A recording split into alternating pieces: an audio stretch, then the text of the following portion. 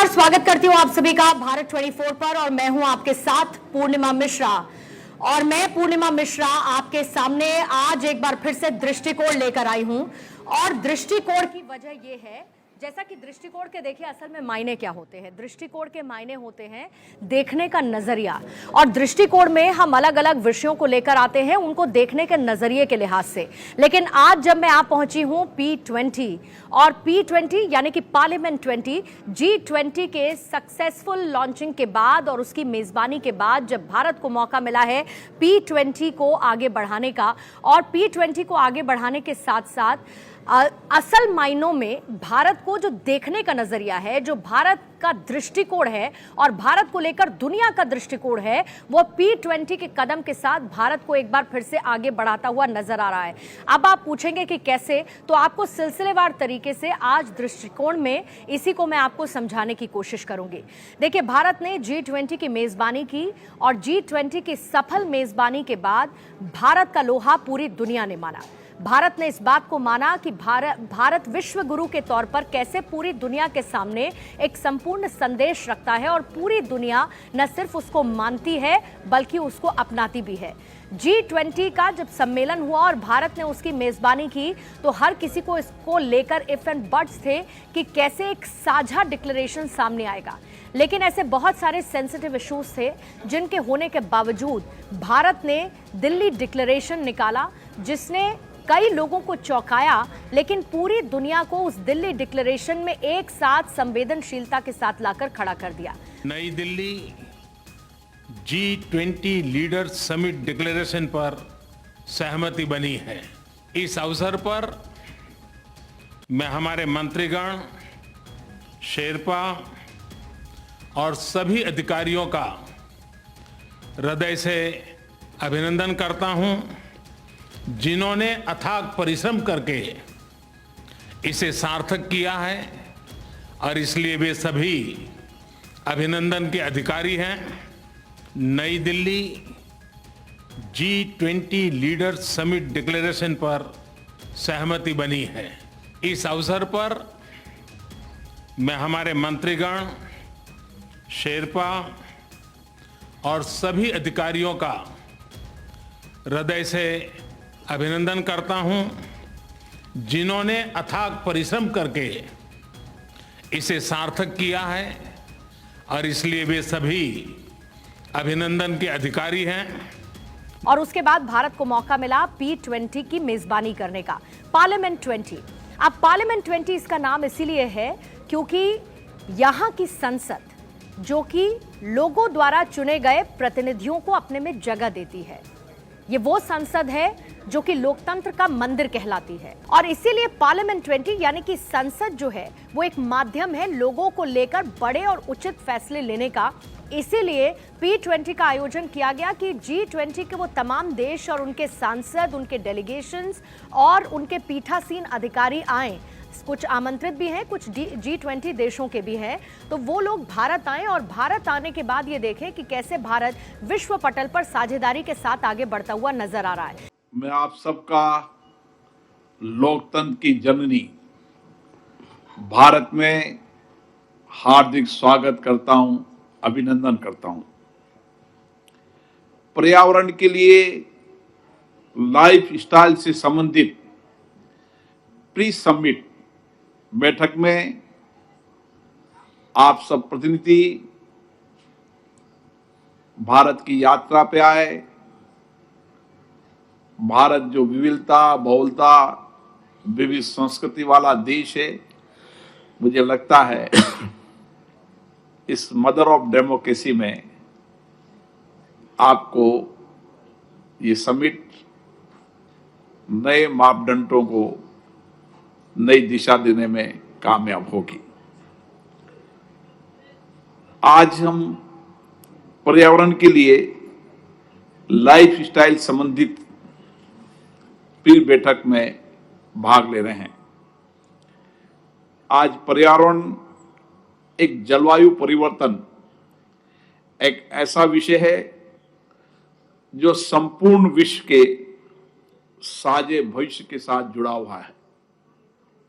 इसलिए ये स्वाभाविक है कि पर्यावरण से संबंधित विषयों को हमने P20 सम्मेलन की चर्चा के केंद्र में रखा है और आज पी समिट में इस महत्वपूर्ण विषय पर सभी माननीय प्रतिनिधियों का अमूल्य योगदान होगा, विचार विमर्श होगा, ऐसी मेरी आशा है। यानी कि आज आने वाले वक्त में जिस तरीके की चुनौतियों का पूरा विश्व सामना कर सकता है, उन चुनौतियों को एक साथ मिलकर कैसे उनसे उबरा जाए, P20 आज उसी को लेकर चर्चा करता हुआ नजर आया। और न सिर्फ ये, बल्कि आने वाले 2 दिन तक जिन चीजों को लेकर चर्चा होगी उसमें 4 महत्वपूर्ण सेशंस रखे गए हैं और इसी को लेकर एक लेख लिखा गया है अखबार में, क्योंकि दृष्टिकोण में हम संपादकीय की चर्चा करते हैं और न सिर्फ संपादकीय बल्कि ऐसे बहुत सारे महत्वपूर्ण मुद्दे जिनको अखबारों में शामिल किया जाता है। ओम बिरला की तरफ से समाधान की तलाश में संसद सम्मेलन नामक शीर्षक से एक संपादकीय दिया गया, जिसमें वो इस बात का जिक्र करते हैं कि कैसे अलग अलग वैश्विक मुद्दों का समाधान भारत ने निकाला G20 की अध्यक्षता के साथ, और साथ ही वसुदैव कुटुंबकम का वो जिक्र करते हैं जब कहते हैं कि एक पृथ्वी एक परिवार एक भविष्य की अवधारणा को मजबूत हमने G20 के माध्यम से किया। जब P20 का आयोजन हो रहा है तो यहां पर भी एक पृथ्वी एक परिवार एक भविष्य के लिए संसद, ये थीम रखा गया है कि कैसे संसद के माध्यम से इन तमाम समस्याओं का या फिर पूरे देश को एक, दुनिया को एक मानते हुए, एक परिवार, एक धरती और एक भविष्य मानते हुए कैसे हम आगे बढ़ सकते हैं और आने वाले वक्त में एकजुटता के साथ, समानता के साथ हम तमाम आने वाली चुनौतियों को पार पा सकते हैं। इसका जिक्र वो अपने इस लेख में करते हैं। और साथ ही P20 की मेजबानी का मौका जो कि 2 दिन तक मिलने वाला है, यानी कि आज तो इसका आगाज हो चुका है, प्रधानमंत्री कल पहुंचेंगे यहां पर शामिल होने के लिए, और उसमें जिन 4 सेशंस को रखा गया है उन 4 सेशंस में, क्योंकि ये 9th एडिशन है, जिनको शामिल किया गया है, एक तो जैसे सतत ऊर्जा इसीलिए क्योंकि भारत, अगर आप देखेंगे तो जनसंख्या बहुत बड़ी है, 140 करोड़ भारतीय यहाँ पर हैं, और कैसे इतनी बड़ी जनसंख्या होने के बावजूद भी हमने बहुत सारे ऐसे लक्ष्यों को हासिल किया है जिन लक्ष्यों को पूरी दुनिया जो है वो बहुत चुनौतीपूर्ण मानती थी, लेकिन उसके बावजूद हमने उन तमाम समस्याओं से पार पाया है। और इसी में सतत ऊर्जा में अपनी हिस्सेदारी को और ज़्यादा बढ़ाने के लिए हमने अपने चीज़ों को इसके अनुरूप ढालने की कोशिश की है। जैसे स्टेबिलिटी की बात करते हैं, स्टेबिलिटी को लेकर चर्चा की जाएगी, SDGs जिसको नाम दिया गया है। इसके साथ ही वैकल्पिक ऊर्जा की व्यवस्थाएं, चाहे आप इसमें बायोफ्यूल अलायंस की बात करें या फिर रिन्यूएबल एनर्जी की बात करें, वैकल्पिक ऊर्जा क्या हो सकती है, भारत ने पूरी दुनिया को इसके साथ जोड़ा। आपने सुना होगा प्रधानमंत्री मोदी ने कैसे अलग अलग मंचों से पूरी दुनिया को इस बात का आह्वान किया कि आने वाले वक्त में जिस तरीके से हमको पर्यावरण को बचाना है, जिस तरीके से हमको ऊर्जा की वैकल्पिक व्यवस्थाएं देखनी होंगी और कैसे दुनिया को इसमें साथ आगे मिलकर बढ़ना है, इसका जिक्र प्रधानमंत्री बार बार करते हैं। तो ऐसे में जब बायोफ्यूल अलायंस भारत ने किया, रिन्यूएबल एनर्जी को लेकर बड़े ऐलान भारत ने किए, तो जो वैकल्पिक ऊर्जा की व्यवस्थाएं हैं उसको लेकर एक मार्गदर्शन पूरी दुनिया को भारत ने दिया। दूसरे की बात होती है लैंगिक समानता। लैंगिक समानता इसीलिए आपने देखा कि अगर आप भारत की संस्कृति में पीछे जाएंगे तो आप ये समझेंगे कि इस संस्कृति के दौरान हमने महिलाओं को शक्ति के रूप में देखा है, हमने उनको पूजा है, हमने उनको एक कोर के तौर पर माना है, यानी कि जो आधार देती हैं हमारे जीवन को।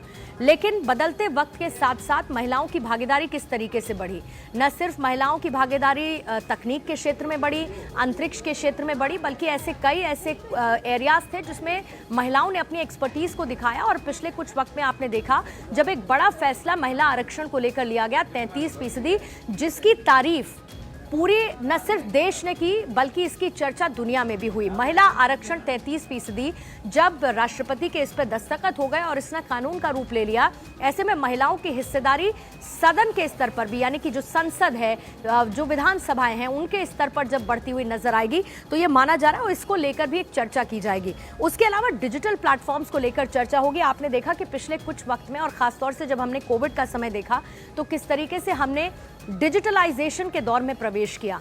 आपने देखा होगा इससे पहले भी जब बड़े बड़े आयोजन हुए, उन आयोजनों के दौरान भारत ने डिजिटल क्षेत्र में एक बड़ी क्रांति लाकर रखी। आने वाले वक्त में देखिए ग्लोबल वार्मिंग एक बड़ा इशू है और किस तरीके से पर्यावरण को बचाना है।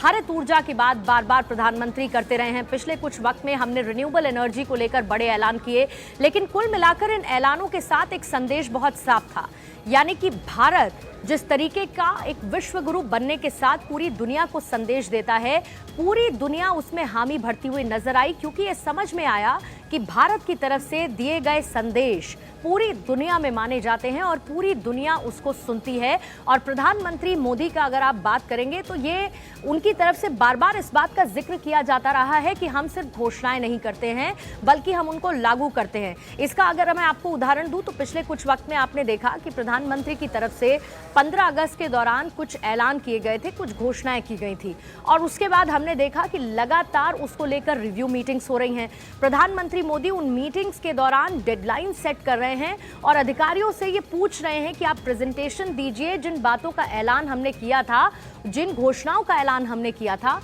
वो एक्चुअली में जो काम है धरातल पर कहां तक पहुंचे हैं, उनका क्रियान्वयन किस स्पीड के साथ चल रहा है। प्रधानमंत्री मोदी ने बाकायदा अधिकारियों से इसकी जानकारी मांगी और ऐसा नहीं है कि एक मीटिंग करने के साथ ही उसी मीटिंग में जितनी घोषणाएं प्रधानमंत्री ने की फटाफट उनको निपटाने की कोशिश उनकी तरफ से की गई, ऐसा नहीं था। उन्होंने एक एक ऐलान को लेकर, एक एक घोषणा को लेकर चर्चा की। उन्होंने हर एक मीटिंग को डेडिकेट किया एक एक घोषणा को लेकर और अधिकारियों से पूछा कि ऐलान किया गया, आप बताइए कि इसमें काम कहां तक पहुंचा है। और ये जो तूती है, ये जो प्रधानमंत्री मोदी का काम करने का तरीका है, जो प्रधानमंत्री मोदी का विजन है, इसमें एक और महत्वपूर्ण चर्चा जो P20 सम्मेलन में हो रही है वो 2030 तक के टारगेट को लेकर हो रही है। लेकिन अच्छी बात यह है कि आज जब P20 का आयोजन हो रहा है तो हम 2030 और आने वाले चैलेंजेस की बात कर रहे हैं, लेकिन प्रधानमंत्री मोदी बात करते हैं 2047 की। 2047 तक कैसे भारत को एक डेवलप्ड नेशन बनना है और उसी दूर की सोच के साथ भारत लीड करता हुआ नजर आ रहा है। देखिए 2047 में जब हमारे देश की आजादी के 100 साल होंगे और हम देश को विकसित भारत बनाना चाहते हैं, लेकिन भारत विकसित तभी होगा जब गांव विकसित होगा और इसलिए हर गांव का संकल्प बनना चाहिए कि 2047 के पहले हमें अपना कार्य क्षेत्र, गांव होगा, पंचायत होगी, नगर होगा, महानगर होगा, हमें उसे भी डेवलप बनाना है, समस्याओं से मुक्त करना है। और इसके लिए छोटे छोटे प्रयास ही बहुत बड़ी असर दिखा सकते हैं। शताब्दी के इस तीसरे दशक में हमारे सामने अगले 25 साल का लक्ष्य है। हम समर्थ भारत का सपना लेकर, विकसित भारत का सपना लेकर निकल पड़े हैं। हमें भारत को वो ऊंचाई देनी है, उस सफलता पर पहुंचाना है जिसका सपना हर स्वतंत्रता सेनानी ने देखा था।